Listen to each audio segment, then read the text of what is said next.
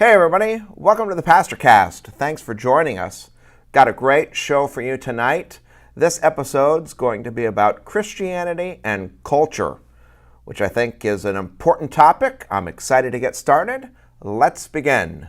Skiddle-do, I said bim bop. Skiddle-do, I said bim. Skiddle-do, I said skid out and bop. Skiddle-do, I said bim bop boom. Skiddle-do, I said bim bop. Skiddle-do, I said bim. Skiddle-do, I said skid out and bop. Skiddle-do, I said bim bop boom. Thanks again for joining us tonight. So glad that you're here. Our goal is really what you saw in the intro. We want to help people connect to God so that ordinary people can do extraordinary things. And I want to thank you for joining us. I know we have people who are members of our church here at Sunlight who watch faithfully or tune in. Also know there are people tuning in from really friends all over the world. Thanks for joining us. So glad you're here tonight. Tonight's topic, Christianity and culture, I think is such an important one. And there's actually a few different events that are going on in the life of our church right now that I think spur the topic on. And so I think it's good for us to address it. First, just what are the events? One of the events that we have going on right now is that over the past 3 weeks, and then even this upcoming Sunday, we're celebrating some baptisms. And it just struck me as we're celebrating these baptisms that Christianity has what I call a really wide embrace. Just the people that we've baptized, and here over the last few weeks, we're nearing 30 people baptized in our church, which is just so tremendous. God is doing such big things through the ministry here. It just strikes me. It's people from different racial backgrounds, people from different socioeconomic profiles. It's both young and old. It's both male and female. And what I've seen is that the gospel of Jesus Christ, it just has a huge embrace as Jesus gathers people in from every different walk and background of life, every different culture.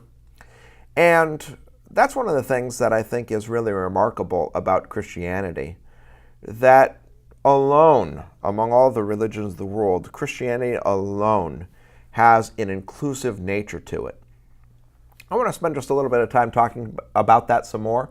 If you were here on Sunday, we did in the sermon talk about it, but I want to spend just a little time to dig down. And one of the things I want to talk about is what I call the translatability of the gospel. And if you're a Christian, I want you to know how unique this is. Christians often, I think, take a bad rap because, well, Christianity is exclusive in one sense. Jesus said, "I'm the way, I'm the truth, I am the life. No one comes to the Father except through me." And yet, in another way, of all the religions of the world, Christianity alone is the one that is including everyone from different cultures and different backgrounds. Here, this is the way you're going to think about it. If you think about just religion, and basically every culture has had its traditional religion, you can go as far back as the ancient Assyrians and Babylonians, Sumerians. They all had their gods. The Persians had their gods. The Greeks had their gods. The Romans had their gods. The Egyptians had their gods. In Europe, every different European culture had their traditional religion and their traditional gods. So you could think about Thor, the Norse god. Here in the United States, Native Americans had their gods and their religion. And perhaps one way you can think about religion is like an extension of culture. And maybe even I'd be this strong as to say an invention of culture. As people in a particular place, and this is universal, everyone realizes that there is the divine, something beyond us. And so there's never really been a culture that hasn't acknowledged that there's a God. But then within that culture, there is an invention that makes sense of the big themes of the world, not only what's transcendent, but then how to deal with suffering and pain and how to make sense of why we're here and how we got here. Every culture has had its own explanation for that, and then religion becomes like a glue that holds culture together. So whether it's at the birth of a baby or at a child who's growing up and becoming an adult, or marriage, or even funerals, religion was always there with its ceremonies that really made the culture what it was. And so one way to think about religion is as an extension of culture, an invention of culture, and the glue that holds culture together. And what's fascinating about that is basically all these different cultural religions, they function in that culture, but they were never translatable. They never crossed cultural boundaries or barriers. They just stayed where they were. And as proof of that, you can even think about the major religions of the world today. So this is just a fact that 96% of Muslims live in the Middle East, North Africa, and Southeast Asia. Outside of those areas, there are people who might be Muslim, but generally speaking, it's people who have moved, who once were part of that culture. 88% of Buddhists live in East Asia. 98% of Hindus live in India and South Asia. What does this mean? It means that these major religions, they were formed in a culture and they're generally in that culture and they don't translate to other cultures. Christianity is totally different. And it stands completely separate and different from every other religion, and here's why. Christianity, it crossed cultural boundaries. It crossed barriers. It embraces people from every different walk and background of life, socioeconomic status, racial profile, every tribe, language, people. Look, today, 25% of Christians are in Central, South America, and the Caribbean. 22% of Christians are in Africa. 15% of Christians today are in Asia. And by the way, that number is growing. 12% of Christians are in North America. 20% of Christians are in Europe. And listen, where did Christianity, if you could say where to get started, you'd probably make the case in the Middle East. And yet, what's happened? The only, if I can put it this way, religion that started crossing barriers and embracing people from every different culture and having every culture embrace it is Christianity. And here, there's a map that I showed yesterday in church, and I think it's so instructive. It's just a map of the world, color-coded by the predominant religion. And you can say, the brown is in the Middle East and North Africa. That represents where Islam is predominant. You can see in India, it's color-coded kind of tan color, and that's the place where Hinduism is predominant. You have Buddhism and Taoism, color-coded orange and yellow. But everywhere else is color-coded blue, and that's because in all of these blue countries, Christianity is the major religion. And you just ask yourself, how come these other religions don't have the translatability, the crossover effect? Why is Christianity alone the one that seems to embrace every different culture, background, walk of life? And I think the answer is relatively easy. First, Jesus came to embrace everyone and every different background of life. There's really no qualification you need.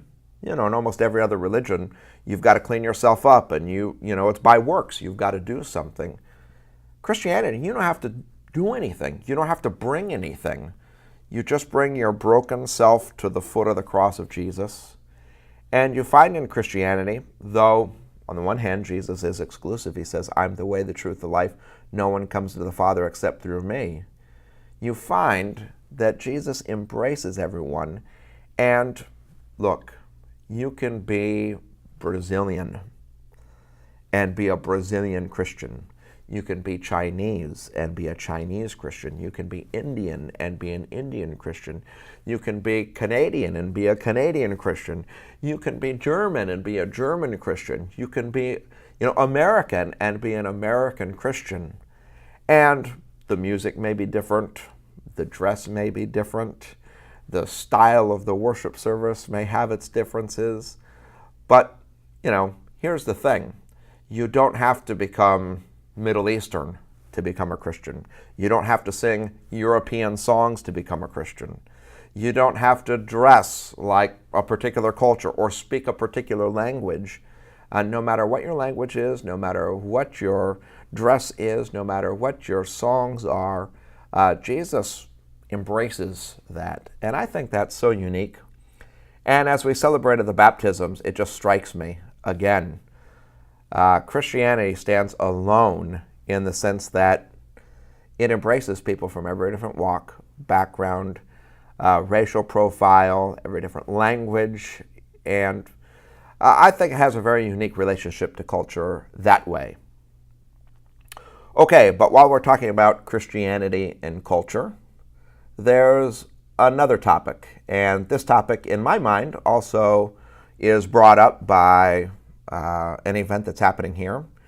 This week at Sunlight, we're preparing for the opening of another school year. And so every year this time of year, we gather all our school staff together, and we really have a tremendous mission.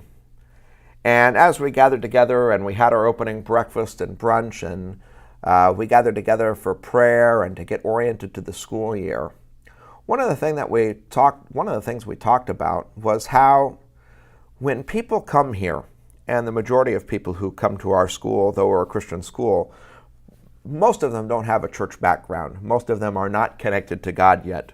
One of the things we hope for and we pray for is that people will automatically notice that something's different. That we're not just like everyone else in our culture, that we stand out. And anyway, having thought about this, I'd like to just talk, I've got this little talk I do. I call the talk Shine Like Stars. And this little talk that I like to give from time to time is based on Philippians 2, verses 14 through 16. There the Apostle Paul, he speaks to Christians and he says, "Do everything without complaining or arguing, so that you may become blameless and pure, children of God without fault in a crooked and depraved generation." And then he says, "In which you shine like stars in the universe as you hold out the word of life." And I think this is so important. Shine like stars. You know, if you look up at the black sky, the dark sky at night, you'll see that there are stars there and they stand out. Why do they stand out? First, you know, the brightness of the star contrasts from the darkness of the surrounding sky. The brightness contrasts from the surrounding darkness. And I'd also say there's something, I'll just say, compelling or attractive about a star. Your attention goes there, especially a particularly bright or brilliant star. I mean, you just automatically find your eyes in a night sky looking at that star. And the Apostle Paul says that's what Christians are to be in their culture. In the midst of a crooked and depraved generation, we're supposed to stand out and shine like stars. What does that look like in our culture? It looks like this. Although Jesus embraces us, we don't have to become Middle Eastern. We don't have to become European. You know, here in America, we can continue to be fully American Christians, but we stop being just like our culture as well. We start to stand out. And here are some thoughts. I think if you look at our culture, American culture is a culture of immediate gratification. We need it now, now, now. We tend to be pessimistic. We tend to tear each other down. Our culture is promiscuous. It's sex-saturated everywhere you look. Our culture is really what I call a pleasure-seeking or amusement culture. Instead of really trying to think, we try to turn our mind off and just seek what's easy or pleasurable. We have a superficial culture. We have a culture that is apathetic and a lot of times indifferent. So instead of thinking about what's real and deep and honorable and true and wholesome, we just stay on the surface. Our culture tends to be grudge-holding and revenge-seeking. Our culture is full of violence. And you'll find in our culture that people tend to be arrogant and self-interested. And now here's the deal. That is the crooked and depraved generation that we live in. That's what our culture's like. It's like the dark sky. And we're not supposed to just blend in and be like that. Jesus says we're the light of the world. We're supposed to shine and stand out, be like a star against that black backdrop. So instead of being all about immediate gratification, as Christians, we instead are all about patient hope. We wait patiently for things in hope. Instead of being pessimistic and tearing each other down, because we have the hope of Jesus in us, and because we care about people, we try to encourage people and build others up. Instead of being promiscuous and sex-saturated, we're going to be totally different from our culture. Christians are going to live lives of self-control and marital fidelity. Instead of just being a culture of amusement, turning our minds off, and pleasure-seeking, we're going to live lives of purpose and deep joy. Not just, a thrill of a moment, but a deep joy that can't be taken away no matter what. Instead of being superficial and apathetic and indifferent, as Christians, we're going to seek to be deep and substantial. And man, if you're listening to this, don't allow your life to go by without really thinking about the big questions. Who am I? Who is God? What's the purpose of my life? And how do I connect to God? Listen, at Sunlight, we're trying to ask these big questions all the time because we don't want to just blend in with our superficial culture. And I just urge you, if you're listening to this and you haven't done that, to really think about it. Instead of being grudge-holding, revenge-seeking, and violent, Christians instead seek to be characterized by forgiveness, compassion, peace. We feel so blessed by the forgiveness we've received from Jesus, so blessed by the compassion, so blessed by the peace that He's given us, that we work to promote these things in the world. And instead of being arrogant and self-interested, this is so important. Instead of being all about me, the flow of our life changes and we start to care more about other people than ourselves. And we practice a kind of humility. Anyway, I think it's just so important that we do what we're talking about in this crooked and depraved generation in which we live, against the dark backdrop of the rest of the world. As Christians, we're not just going to blend in with our culture. We're going to shine like stars. So, those are the two principles. First, the gospel is translatable, and it doesn't matter what your cultural background is. Jesus is there to embrace you. You don't have to leave your culture and, switch languages and switch dress code and switch style of music to become a Christian. You don't have to become an African or an Asian if you live in America, or if you live in Africa, you don't have to become American or European. Every culture Jesus embraces. We all are on like a level playing field at the foot of the cross. And Christianity is alone in that. That's the first principle. The second principle, though, is we're in the world but not of the world. Though we remain our culture, we don't just stay like our culture. We're different. We stick out. There's hopefully something compelling about us. That when people see our lives, they don't see us. Instead, they see God at work in a really tremendous and profound way. And so, as I mentioned, as we met together as a school staff, that's one of the things we prayed for, that people would notice that we're different. If you're watching tonight, that's my prayer for you as well, that if you're a Christian and you're connected to God, people would start to notice there's something different about you. And not just that you're strange or odd, but something compelling because they see God's work there. Anyway, I want to thank you so much for joining us tonight. As always, I'm encouraging everyone to be a digital missionary.